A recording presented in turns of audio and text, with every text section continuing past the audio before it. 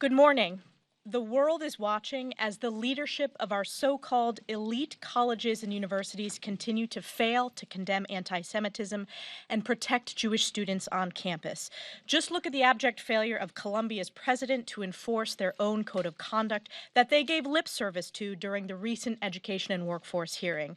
Last night, the pro-Hamas anti-Semitic mob took over an academic building. The university leadership has lost complete control.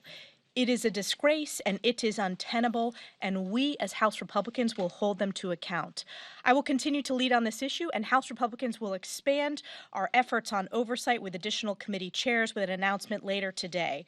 Also in New York, we are now in week 3 of Alvin Bragg's witch hunt, the first criminal trial of a former president of the United States. It is crystal clear from the opening arguments and evidence that this extraordinarily weak case is blatant lawfare and election interference during the height of the presidential campaign.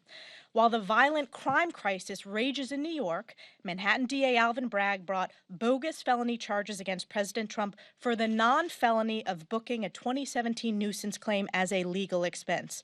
Under this bogus legal theory, this somehow impacted the election. This theory is so baseless that it was previously passed over by the prior Manhattan DA, the Manhattan U.S. Attorney, the Federal Election Commission, and Alvin Bragg himself. But a top political appointee in the Biden Justice Department was deployed to Bragg's office to go after Joe Biden's top political opponent and the Republican nominee, Donald J. Trump. And the case is in front of the Democrat judge, Juan Merchant, who donated to Biden's campaign and whose daughter is raising tens of millions off this unprecedented case. This is corrupt election interference to its core.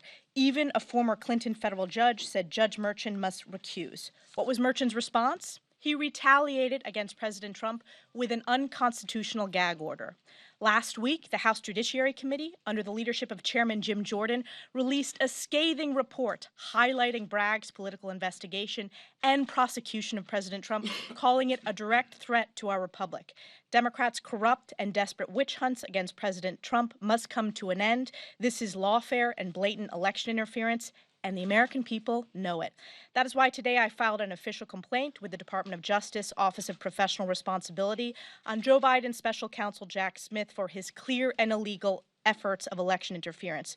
We will fight the Democrats' unjust lawfare and expose this corruption, whether it is in New York, Atlanta, or here in Washington, D.C. This is an important responsibility of our oversight. In addition to this important oversight work, legislatively, House Republicans are continuing to lead on behalf of the American people. This week on the House floor, we have a series of bills to protect America's public lands while ensuring the safe, reliable development of our natural resources.